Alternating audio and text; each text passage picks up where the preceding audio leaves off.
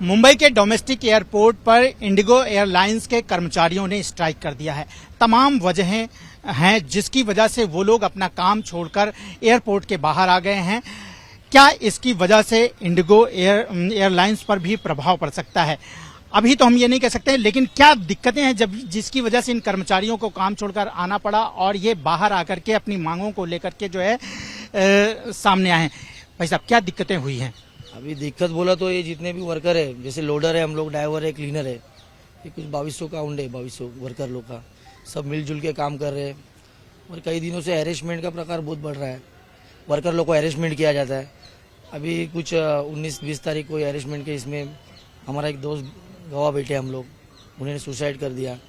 उनको कुछ 1-2 महीने पहले उनको कुछ पैरालिसिस का अटैक आया था। ऑन ड्यूटी आया था, नाइट शिफ्ट था उनकी, विजय वागचौरे नाम है।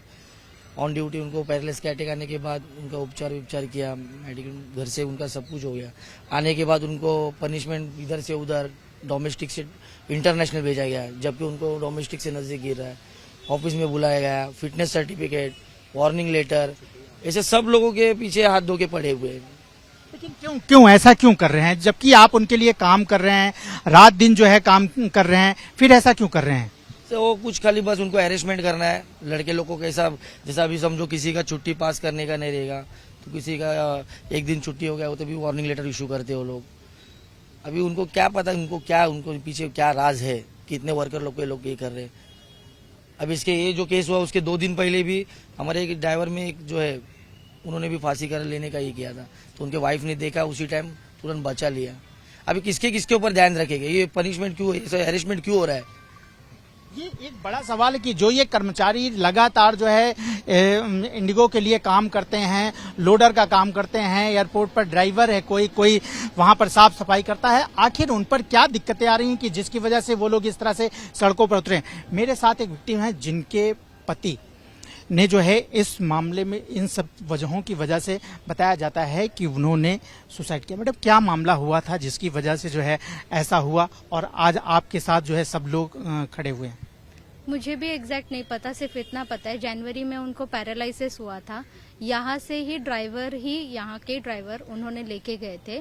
फिर उसके बाद 1 महीना वो लीव पे थे। अभी पैरालिसिस हुआ है तो कोई इंसान 2 दिन में तो ठीक नहीं हो सकता। फिटनेस सर्टिफिकेट लेके वो ऑफिस ड्यूटी उन्होंने ज्वाइन किया, वो देखने के बाद ही इन्होंने अंदर लिया रहेगा ना ड्राइवर के लिए। उसके बाद उनका टेस्ट वगैरह भी होता है, वो सब क्लियर करने के बाद ही इन्होंने ड्यूटी पे रखा रहेगा। तो फिर भी हर हफ्ते में उनको बोला जाता था कि नहीं आप अपने डॉक्यूमेंट सबमिट करो, नहीं आप अपना फिर फिटनेस सर्टिफिकेट दिखाओ।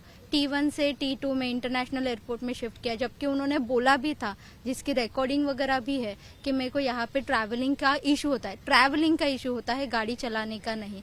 तो फिर भी उनको बोला जाता था कि नहीं, फिर आप फिट नहीं हो, इसके लिए आप ट्रैवल नहीं कर पा रहे हो, आप फिर से फिटनेस सर्टिफिकेट निकालो करके। ऐसा आपके सामने कितनी बड़ी दिक्कत खड़ी हो गई है?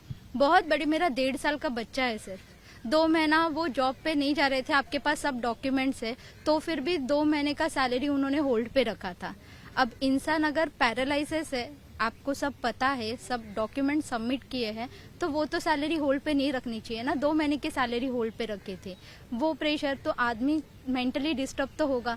2 बसेस है, बस चलाते थे मेरे मिस्टर, 2 बसेस है, तो फिर भी खाना खाते रहेगा तो फिर भी इनको ही बोला जाता था कि नहीं आप अपनी बस लेके जाओ। हाँ, फोन पे अगर कुछ बात करते रहेंगे तो फोटो निकाल के वो ऑफिस में सबमिट करना, फिर ऑफिस में बुलाना बार। और मतलब अगर नाइट किया है, विरार में हम रहते हैं, यहाँ से विरार आने के लिए कितना टाइम लगता है, नाइट करने के बाद दोबारा रिटर्न नाइट में आना रहेगा, तो फिर भी नहीं आप पहले ऑफिस में आओ। ऑफिस ओपन होगा 10-11 बजे, तब तक अगर वो यहाँ पे रहेंगे, कब घर पे आएंगे, कब रेस्ट करेंगे? कब ये हादसा हुआ?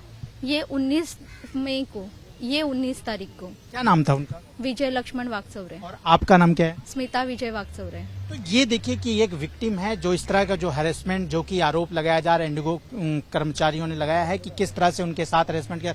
मैं आपको अगर एक तस्वीर दिखाऊं तो यहाँ पर जितने लोग खड़े हैं ये सारे नौजवान हैं, और इनसे जब मेरी बातचीत हुई तो सबका यही कहना है कि ज्यादा इनकी सैलरी भी नहीं है, 12,000, 15,000, 16,000 ज्यादा से ज्यादा सैलरी है, और उसको लेकर के जो है ये लोग जो है परेशान रहते हैं और उन्हें एक छुट्टी के लिए परेशानी की। और भी आप लोग भी कुछ कहना चाहेंगे? आप लोग कुछ कहना चाहेंगे? बात करनी थी, इसमें सबसे ज्यादा जो हरासमेंट की है 3-4 ही लोग हैं। एक तो है अंकुश, अंशुल करके है, उसके बाद है सैनिल डिसोजा करके, जिनका वो बार बार नाम लेते थे, इनसे बहुत बातें करते थे, रिक्वेस्ट की थी। विल्सन करके है, जिनको उन्होंने बहुत रिक्वेस्ट की थी कि मेरे को वहां पे शिफ्ट मत करो, और ये ज्यादा टाइम भी नहीं हुआ, गए महीने की बात रहेगी, मतलब 20-21 अप्रैल तक का। इस मामले में आपने एयरपोर्ट पे पुलिस में शिकायत दर्ज कराई है? क्या उन्होंने FIR लिया? नहीं, अभी तक कुछ FIR। 5 ही दिन हुए। मैं अभी उनको गुजर के ज्यादा टाइम नहीं हुआ, तो मैं 10 दिन आ नहीं सकते। आप लोग पुलिस स्टेशन गए थे, वहाँ पे कुछ बात हुई अभी बात हुई है, उन्होंने बोला कि एप्लीकेशन लिख के दे दीजिए, हम लोग करेंगे करके। और एक पुजारी करके है, ये 4 नाम वो बार बार ही लेते थे कि ये बहुत ज्यादा ही टॉर्चर कर रहे थे। इंडिगो की और भी महिला कर्मचारियां यहाँ पर देखिए कि मैं उनसे भी बात करूं। मैडम, क्या क्या दिक्कतें हो जाती हैं? क्या क्या दिक्कतें आपको लगता है कि क्या दिक्कतें आप लोग फेस कर रहे हैं काम करते हुए? जी बताइए। जी मैडम, आप बोलेंगे क्या दिक्कतें, शॉर्ट में बताइए, क्या दिक्कतें फेस कर रहे हैं?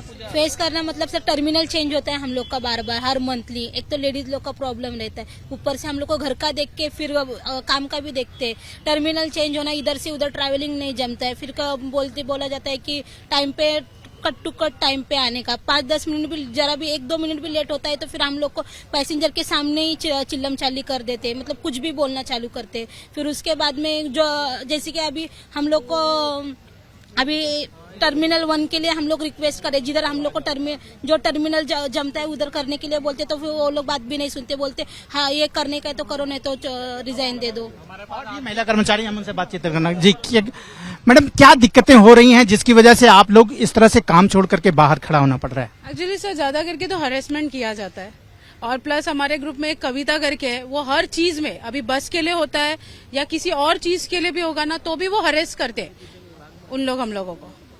उस वजह से सब लोग, अभी हम लोग भी ऑन ड्यूटी भाग हुए आए हुए। तो आप देखिए कि सबसे बड़ा जो आरोप है इंडिगो के पदाधिकारियों पे, उनका ये कहना है कि सबसे ज्यादा इन्हें हैरेस किया जा रहा है, परेशान किया जा रहा है, ठीक से काम नहीं करने दिया जा रहा है, और उसको लेकर के जो है आज इनका यहाँ पर ये विरोध है, ये प्रोटेस्ट है।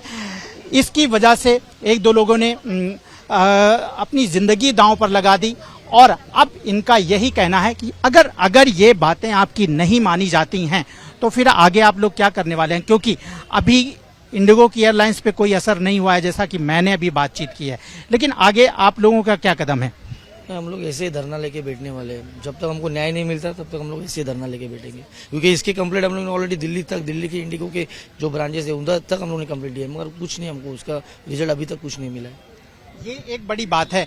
इनका कहना है कि अगर हमारी मांगे नहीं मानी जा रही हैं तो हम आगे भी अपने प्रोटेस्ट को, धरने को आगे बढ़ाएंगे। मैं आपको बता दूं कि ये जितने लोग यहाँ पर खड़े हैं, ये इंडिगो में कोई ड्राइवर है, कोई लोडर है, कोई सफाई कर्मचारी है, और इनका एक अहम काम होता है एयरपोर्ट पे।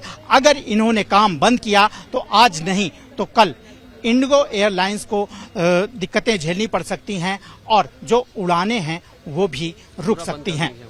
कैमरामैन आसिफ के साथ राजेश त्रिपाठी, ABP न्यूज, मुंबई।